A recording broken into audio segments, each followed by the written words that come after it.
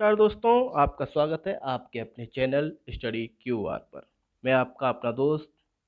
मैं आशा करता हूं कि आप सब लोग स्वस्थ होंगे, सेफ होंगे, घर पर ही होंगे। दोस्तों, आज हम बात करने जा रहे हैं वर्सोवा के जंगल के बारे में। ये कहाँ पर है?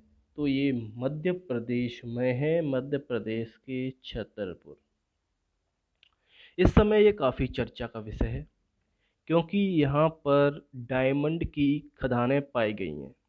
मतलब डायमंड पाए गए हैं, इनके लिए खदानें हमें बनानी है। उसके लिए क्या है, जंगलों की कटाई करनी पड़ेगी। इस कारण यहाँ पर 2,15,000 पेड़ों को काटना पड़ेगा। 2,15,000 पेड़ों को। वैसे मध्य प्रदेश में पहले पन्ना में भी मध्य प्रदेश में पहले पन्ना में भी खदान थी हीरे की। पन्ना में पन्ना नेशनल पार्क भी है। यहाँ पर केन नदी भी बहती है। ठीक है, जो केन बेतवा लिंक है ना, वो इसी पे है। तो इसी के बगल में विंध्याचल श्रेणी के बगल में ही छतरपुर के यहाँ आसपास है बक्सवा। यहाँ काटे जाएंगे पेड़ खदान के लिए। तो चलो आइए बात करते हैं बक्सवा के बारे में। भारत में इस समय छतरपुर के बक्सवा के जंगलों में हीरे की नई खदान है। इस खदान में लगभग 3 करोड़ कैरेट, वैसे 3.42 करोड़ कैरेट है, लगभग इतनी आशंका है हमें। भारत में अब तक हीरे की ये सबसे बड़ी खदान होगी, सबसे बड़ी खदान मानी जाएगी। छतरपुर के पास पन्ना है जो वो विंध्याचल का हिस्सा है, और इसमें भी हीरे की खान है। इसमें 22 लाख कैरेट, 22 लाख कैरेट के हीरे हैं इसके अंदर, जिसमें से हमने 13 लाख कैरेट यूज़ कर लिए हैं। 13 लाख कैरेट हम इसमें से यूज कर चुके हैं, बाकी इसमें बचे हैं। यह 400 साल पुरानी खदान है, प्राचीन समय से ही है। 400 साल हो गए इसे, राजा महाराजाओं के समय से। इस कारण इस शहर का नाम भी पन्ना पड़ गया। ठीक है, यहाँ पन्ना नेशनल पार्क है जो मैं बता चुका हूँ दोस्तों। और यह न्यूज़ हमेशा चर्चा में रहती हैं। तो ऐसी न्यूज़ें जो कि किसी लोकल जगह से हैं, कोई ये हिंदी की अखबारों में हमें मिलती रहती हैं। तो हमें हिंदी के अखबारों की कम से कम हेडिंग तो पढ़ते रहना चाहिए। हेडिंग बहुत ही ज़रूरी है हिंदी के अखबार की। तो जैसा कि आप इसमें देख रहे हैं कि वर्सोवा के जंगल में कितने की है, 3.42 करोड़ कैरेट के हीरे हैं। इसमें 2.5 लाख पेड़, 2,15,000 पेड़ काटने पड़ेंगे, तब हमें ये हीरे प्राप्त होंगे। ठीक है, आगे बात करते हैं। वर्सोवा के जंगलों में खदान के कारण 2.15 लाख, मतलब 2,15,000 पेड़ काटे जाएंगे, जो एक चिंताजनक विषय है। वैसे ये सबसे पहले चर्चा में था 2003-2005 में, यह खदान चर्चा में थी, मगर उस समय किसी कारणवश ये शुरू ना हो सकी। फिर से यह 2007 से 2010 के बीच चर्चा में आई, जहाँ पर एक ऑस्ट्रेलियन कंपनी रियो टिंटो ने यहाँ हीरे निकालने के लिए सरकार से बात की। रियो टिंटो ने कहा कि हम यहाँ हीरे निकालेंगे, हमें इसको चाहिए, मगर सरकार ने इसे देने से मना कर दिया। रियो टिंटो, क्योंकि रियो टिंटो ऑस्ट्रेलिया की एक बदनाम कंपनी है।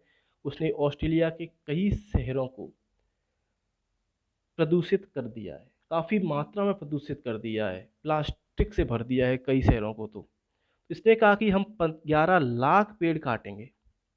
अब भाई, अभी 2,15,000 की बात है, ये 11 लाख की बात कर रही थी। तो इसका ये भी कारण हो सकता है जिस कारण इसे कॉन्ट्रैक्ट नहीं मिला। फिर जब 2010 में कमलनाथ जी की सरकार आई, तो उनके द्वारा टेंडर निकाला गया, और बिरला ग्रुप को यह टेंडर मिला। अडानी और बिरला, ये दो बड़ी कंपनियां थी जिन्होंने अपना कोटेशन डाला, उसमें से बिरला ग्रुप को ये मिल गया लगभग 55,000 करोड़ रुपए का। 55,000 करोड़। इसमें से 11 41.55% रॉयल्टी मिलेगी। किसको?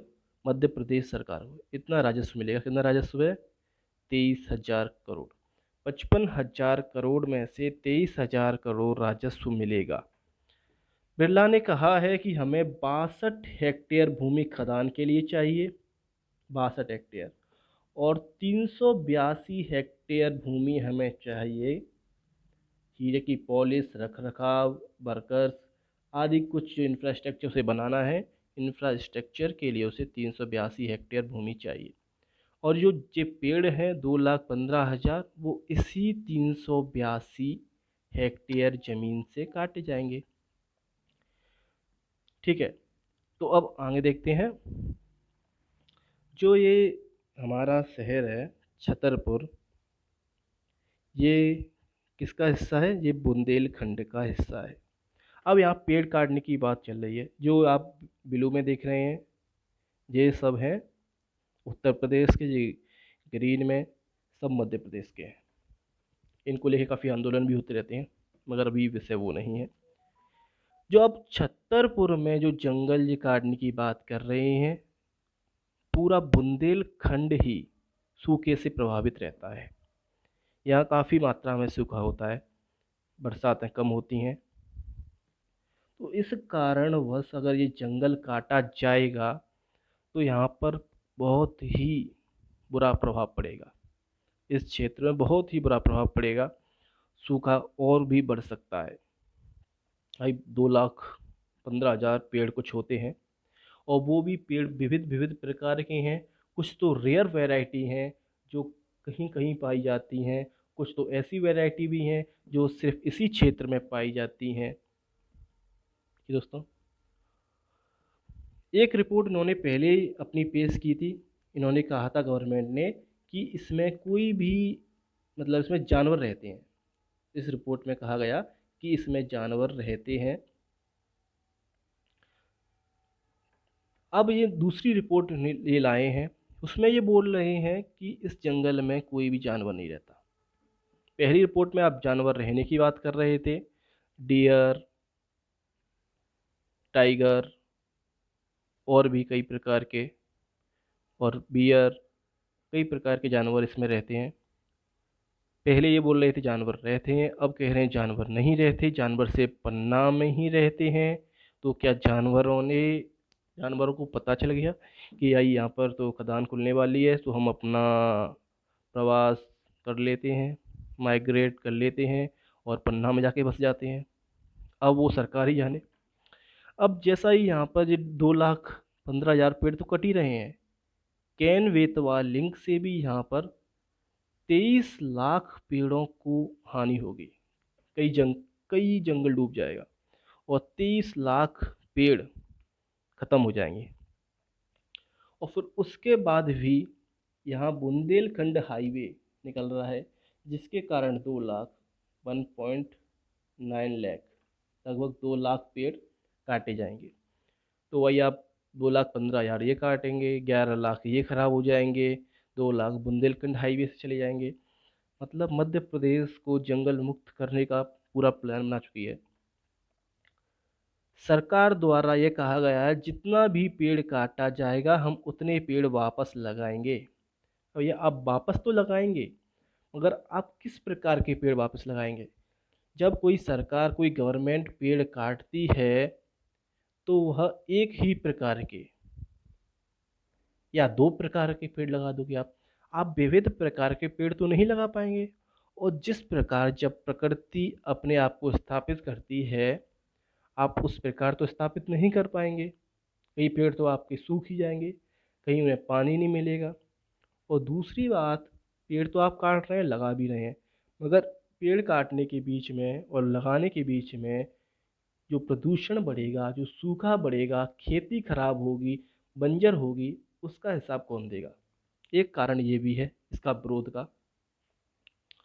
मगर अभी कमेटी ने इसे अप्रूवल नहीं दिया है, मान्यता नहीं दी है अप्रूवल कमेटी। मगर अप्रूवल कमेटी भी विवादों का विषय है। अप्रूवल कमेटी में कहा जाता है कि इसमें हर राज्य में यहाँ पर कंपनियों के लोग ही बिठाए जाते हैं।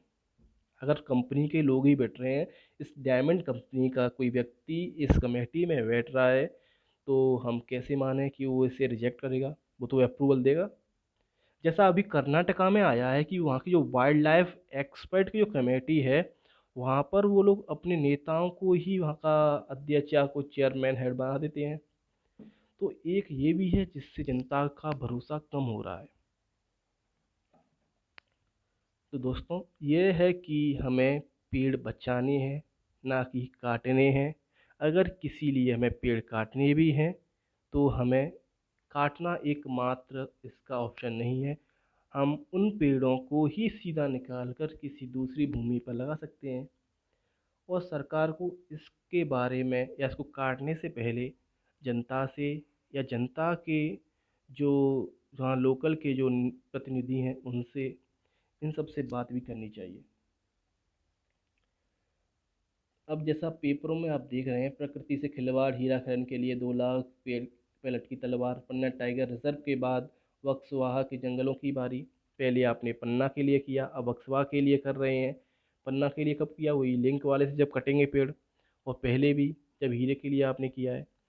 तो हमारा मकसद है पर्यावरण को बचाना, ना कि पर्यावरण को नष्ट करना।